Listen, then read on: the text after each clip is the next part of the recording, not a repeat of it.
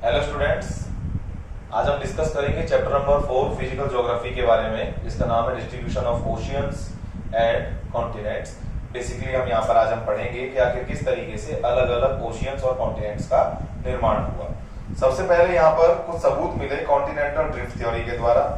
Abraham ऑर्टेलियस नाम के एक व्यक्ति ने अपनी तरफ से इन बातों को रखा। 1596 में उसने अपनी तरफ से पहली बार इस बारे में कहा कि कॉन्टिनेंटल ड्रिफ्ट की कंडीशन हुई होगी। सारे जितने भी जो हमारे एरिया थे वो सब कभी एक हुआ करते थे, अलग अलग ओशियन, अलग अलग लैंड मास सभी एक हुआ करते थे। इसके बाद अगर हम बात करें तो इस बात को काफी आगे बढ़ाया गया और वैगनर ने ईयर 1912 के अंदर अपनी तरफ से कॉन्टिनेंटल ड्रिफ्ट थ्योरी को पूरी दुनिया के सामने रख दिया। इन ईयर 1912 वैगनर ने दो हिस्सों में डिवाइड किया। जो हमारे पास में लैंड मास था उसको उन्होंने पेंजिया का नाम दिया और जो हमारे पास में ओशियन वाटर बॉडीज वाला पार्ट था उसको उन्होंने पैंथालासा का नाम दिया। पेंजिया दो हिस्सों में डिवाइड हुआ जिनको उन्होंने अलग से नाम दिया, एक को लॉरेशिया और दूसरे को गोंडवाना लैंड। इसके बाद शुरुआत होती है अलग अलग कॉन्टिनेंट्स के बनने की। आखिर वो किस तरीके से बने। Evidence in support of the continental drift. कोशिश की गई, मान के चलिए जैसे कि ये एक जिग्सा पजल है, ये पहली बात रखी गई, फिट करने की कोशिश की गई, मैप्स को कट करके कनेक्ट करने की कोशिश की गई और देखा गया कि बहुत सारे जो कॉन्टिनेंट्स हैं वो दूसरे कॉन्टिनेंट्स के साथ में बिल्कुल फिट बैठते हैं। कहने का मतलब इससे ये साफ हो जाता है कि कभी ना कभी ये कॉन्टिनेंट साथ रहे होंगे और समय के साथ ये टूट गए। दूसरा पॉइंट इन्होंने अपनी तरफ से दिया, this one is rocks of the same age across the ocean. जिस तरह की चट्टानें इस हिस्से में पाई गई उसी तरह की चट्टानें इस हिस्से में भी थी। तो यहां पर भी इस बात को माना गया कि कहीं ना कहीं ओशियंस एक साथ रहे होंगे और एक लंबे दौर तक साथ उन्होंने निभाया होगा। इसके बाद टिलेट ग्लेशियर डिपॉजिट्स के माध्यम से एक सेडिमेंट्स के द्वारा कुछ मटेरियल तैयार होता है, उसको टिलेट्स का नाम दिया गया है।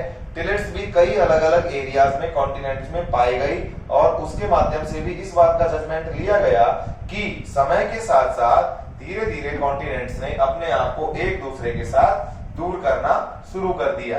तो ये शुरुआती दौर के अंदर कुछ कंडीशंस रखी गई। फिर प्लेसर डिपॉजिट्स की बात आई।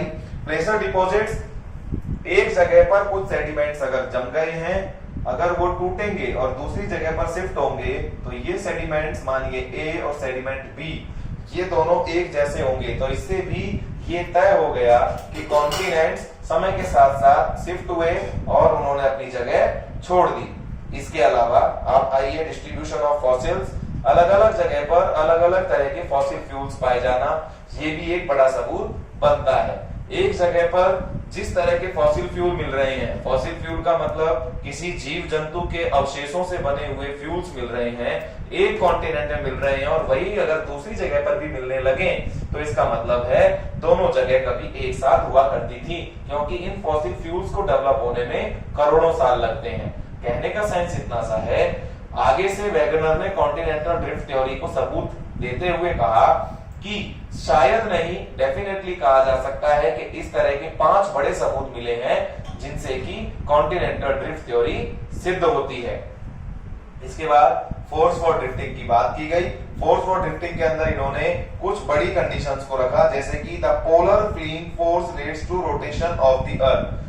पोल आप सभी जानते हैं, this is north pole, this is south pole, this is equator. आप सभी को पता है कि ग्रेविटेशनल पुल पोल्स के ऊपर बहुत ज्यादा और इक्वेटर पर कम पाया जाता है और एयर प्रेशर भी इक्वेटर पर लो और पोलर जोन्स पर हाई पाया जाता है। इस वजह से भी कॉन्टिनेंट्स को एक दूसरे से दूर करने की कंडीशन जनरेट हुई और रोटेशन और इस पोलर फ्लीइंग फोर्स के द्वारा बहुत सारी कंडीशंस बदलती चली गई।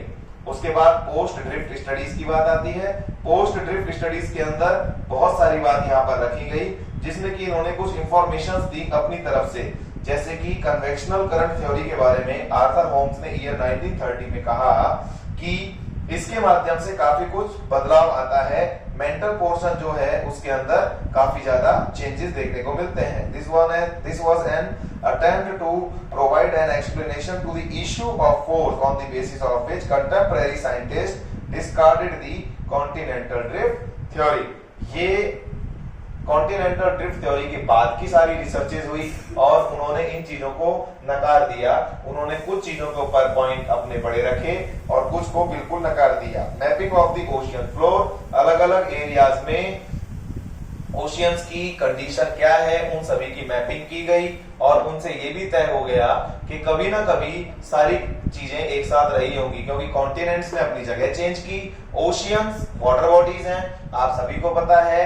ऑन अर्थ हमारे पास में 1/3 से भी कम हिस्सा ही ऐसा है जो कि लैंड मास का है। तो उस वजह से हम इस बात को बहुत गहराई से कह सकते हैं कि चेंजेस होना स्वाभाविक था, बदलाव होना स्वाभाविक था। इसके बाद हम अगर नए दौर पर आते हैं, ocean floor configuration. Ocean floor configuration के अंदर आपको अलग अलग पॉइंट्स बताए गए। This one is continental area and this one is oceanic area.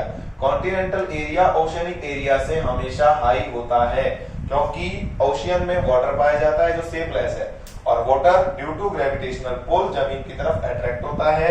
हमेशा आप याद रखिएगा, अर्थ की जो डेप्थ है ओशियन के अंदर अगर आप जाते हैं तो वहां से आप ज्यादा आसानी से सर्च कर सकते हैं कॉन्टिनेंट के मुकाबले।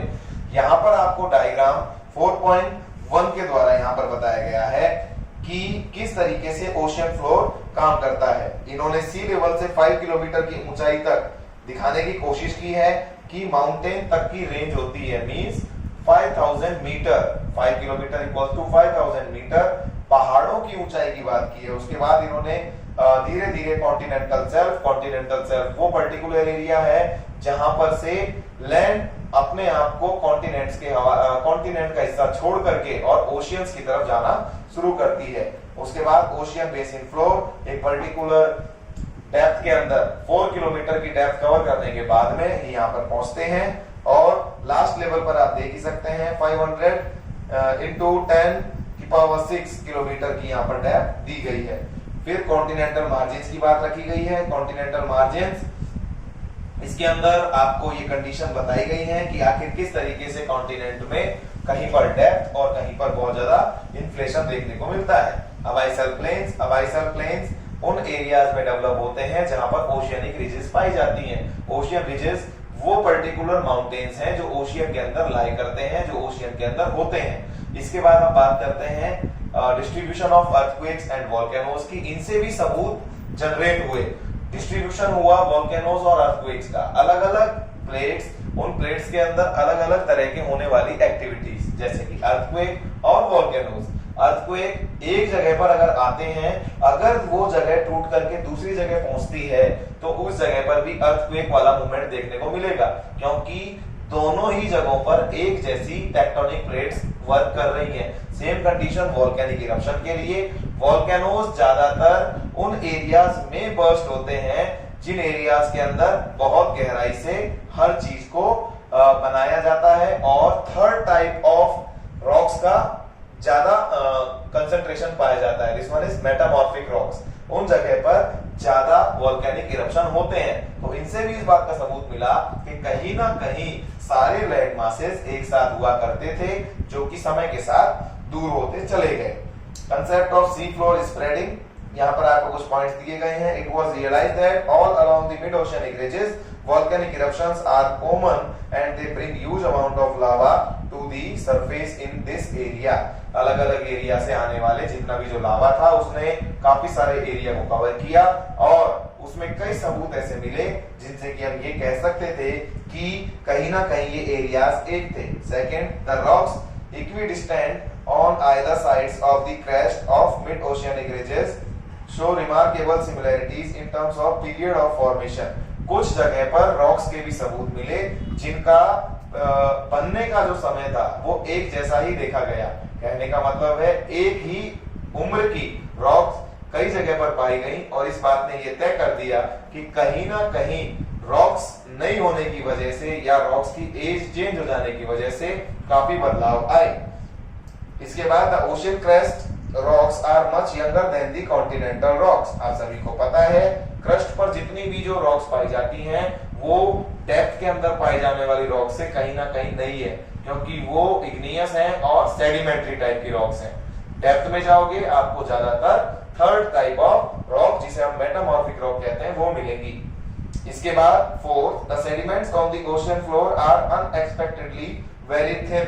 इसके अलावा हम देखें सेडिमेंट से बनने वाली जितनी भी जो रॉक्स थी वो बहुत कमजोर थी, पतली थी। Scientist expecting if the ocean floors were as old as the continent। उनका मानना था कि जितने जो ओशियन फ्लोर हैं वो कॉन्टिनेंट के जितने ही पुराने हैं।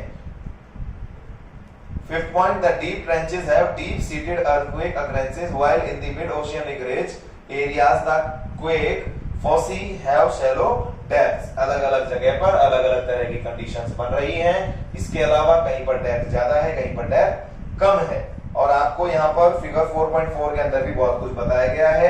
प्लेट टेक्टोनिक्स के बारे में बात, हमारे पास में बेसिकली 3 प्रकार की प्लेट्स पाई जाती हैं। First one is convergent, second one is divergent, third one is transform. Convergent boundaries वो होती हैं, कन्वर्जेंट प्लेट वो होती हैं जो आपस में नजदीक आती हैं, डाइवर्जेंट जो आपस से दूर जाती हैं, ट्रांसफॉर्म जो किसी भी प्रकार की गतिविधि के कारण, रिएक्शन के कारण या चेंजेस के कारण जिगजैग मोशन में सर्कुलेट करती हैं। 1967 के अंदर मैकेंजी और पार्कर ने मिलकर के अपनी तरफ से काफी सारी कंडीशंस को क्लियर किया और प्लेट टेक्टोनिक्स की theory the. A tectonic plate is a massive irregularly shaped slab of solid rock generally composed of both continental and oceanic lithosphere. अलग-अलग एरियाज में पाई जाने वाली अलग-अलग टाइप की प्लेट्स जो कि समय पड़ने पर और डिफरेंट चेंजेस और अंदरूनी रिएक्शन होने के कारण काफी सारी कंडीशंस को चेंज कर देती हैं। इसके अलावा the major plates are as follows, Antarctica and the surrounding ocean plates. ये अलग-अलग आपको फिगर 4.5 पर प्लेट्स दिखाई गई हैं। आप सभी को इनके बारे में याद रखना है, पढ़ना है। फिर यहाँ पर divergent boundaries, convergent boundaries, transform boundaries के बारे में बताया गया है। कन्वर्जेंट बाउंड्रीज एक दूसरे के नजदीक आती हैं, डाइवर्जेंट बाउंड्रीज एक दूसरे से दूर जाती हैं और ट्रांसफॉर्म बाउंड्रीज एक दूसरे के पास में जिगजैग मोशन में काम करती हैं। ये 3 प्रकार की आपके पास में बाउंड्रीज हैं जो कि अलग-अलग फॉर्मेशंस के लिए जिम्मेदार हैं। कन्वर्जेंट की वजह से माउंटेन्स बनते हैं, डाइवर्जेंट की वजह से डिफरेंट टाइप की खाड़ियां, बेस बनते हैं। इसके अलावा ट्रांसफॉर्म की वजह से जिगजैग मोशन की अलग-अलग कलाकृतियां आपको देखने को मिलती हैं। रेट ऑफ प्लेट मूवमेंट, अलग-अलग रेट्स यहाँ पर बताई गई हैं, जैसे कि जो स्लोवेस्ट रेट है वो less than 2.5 centimetre per year है, जो कि देखी गई है आर्कटिक रिज के पास में और east Pacific rise near Easter island. In the south Pacific about 3400 kilometre west of child has the fastest rate more than 15 centimetre per year. यहाँ पर हर साल के अंदर इन्होंने अलग-अलग मूवमेंट दिखाया है जिसकी वजह से कंडीशंस चेंज हो रही हैं, काफी बदलाव देखने को मिल रहा है। आगे हम देखते हैं force for the plate movement. Plate movement के लिए अगर देखा जाए तो यहाँ पर डिफरेंट फोर्सेस को लिया गया, जैसे कि हमने सी फ्लोर स्प्रेडिंग के बारे में देखा, टेक्टोनिक प्लेट्स की कंडीशन के बारे में देखा। कुछ जगह पर सब कुछ स्टैटिक है और कुछ जगह पर कुछ भी स्टैटिक नहीं है, अनस्टेबल होने की वजह से काफी मूवमेंट देखने को मिलता है। Movement of the Indian plate, इन्होंने यहाँ पर आपको बताने की कोशिश की है। इंडियन प्लेट कभी बहुत सीधी हुआ करती थी, ऐसा हमारी सोच है, लेकिन ये सच्चाई नहीं है। इंडिया का सदर्न पार्ट पहले कभी वेस्ट की तरफ झुका हुआ था और काफी ज्यादा कंडीशन देखने को अलग थी। फिगर 4.6 में आपको ये दिखाया भी गया है, आप देख सकते हैं। At least early India 71 million years ago, और उसके बाद आज का प्रेजेंट इंडिया, इसको अगर आप देखें तो आप दोनों में फर्क आसानी से देख सकते हैं। ये चेंज समय के साथ साथ आया और इस चेंज ने आसपास की सभी थ्योरीज के ऊपर काम करना शुरू किया कि उन सभी थ्योरीज में कुछ ना कुछ सच्चाई पाई जाती थी। बेसिकली हमने आज जितनी कंडीशंस को पढ़ा वो सभी कंडीशंस आपको कुछ नया पढ़ाती हैं, लेकिन विदाउट बुक आप अगर चलते हैं तो आपको कुछ समझ नहीं आएगा। आपके लिए जरूरी है कि आप बुक के साथ में चलें। यहाँ पर 3 प्लेट्स आप देख पा रहे हैं, ये अगर आपको क्लियर होती है तो आप सब समझ जाएंगे।